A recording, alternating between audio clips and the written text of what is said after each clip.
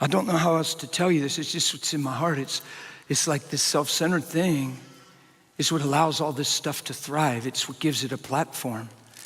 Selflessness is our answer. It takes the power of all that stuff away. Selflessness. If we would get alone with God when nobody's looking and just continue to kneel and thank God for our lives in him and that no one owes us a thing, and I'm on the earth for one reason, to shine. Holy Spirit, empower me to live what Jesus paid for. God, fulfill everything you created man for in me. I'm all in. I'm not some in. The best I understand in my heart, I'm all in. Help me to fulfill what that really means, because I'm all in. You talk to him like that when nobody's looking.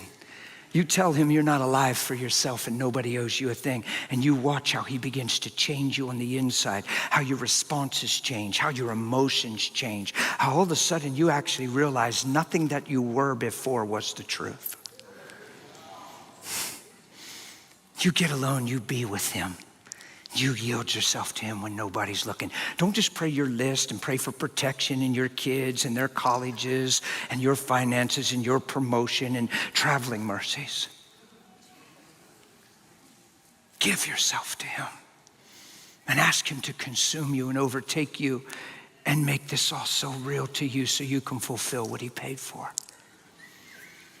In your trials and in your struggles, ask him to give you wisdom and understanding so it never gets blurry, so that every time you're squeezed, Jesus comes pouring out. Come on. Stop praying to not be squeezed. It's unscriptural. You're getting squeezed. Sorry if that sounds like a negative prophecy, it's just the word. You're getting squeezed. The storm's coming to the wise and the foolish. The wise heard and became. The foolish heard and did nothing. The storm wasn't trying to destroy the occupant of the house. It was just trying to destroy what God was building.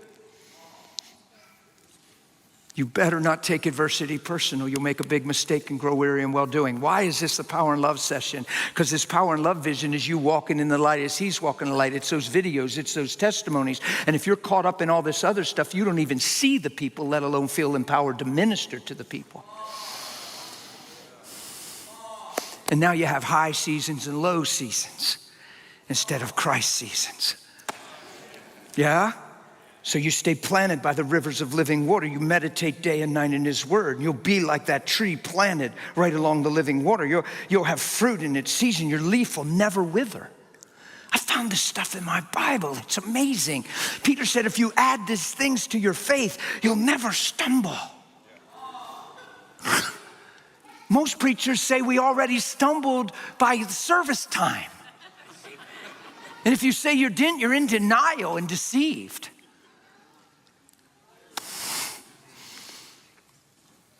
A lot of people will just live by experience and tell you you're sinning right now. You just don't realize it because your level of holiness is way below the bar, buddy. You're sinning while you're breathing. Your breath is sin.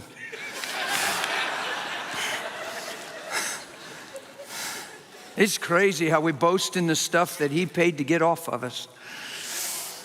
How do I reckon myself dead to sin and then seem to appear to be in humility, confessing my ability to commit it?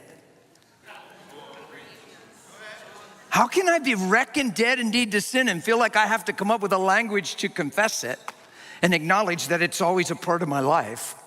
And then if you say it's not, you're a heretic because nobody's perfect, brother. I'm not even talking about perfect. I'm talking about pure. Believe in him and getting empowered by grace to live what you can never live on your own. Yeah, and stop letting our experience trump the grace of God that's designed to change us.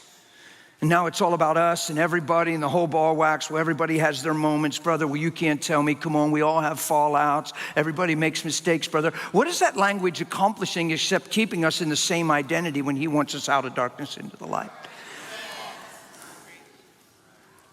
So if I wake up and I'm a mistake waiting to happen, I guess when I make a mistake, there's no conviction and I have an alibi. But if I wake up to be his son, I bet I receive grace to live in a way I've never lived before. And then when you try to talk about it, you're a heretic because nobody else relates. I guess we'll find out someday. when he searches the hearts of men. Yeah?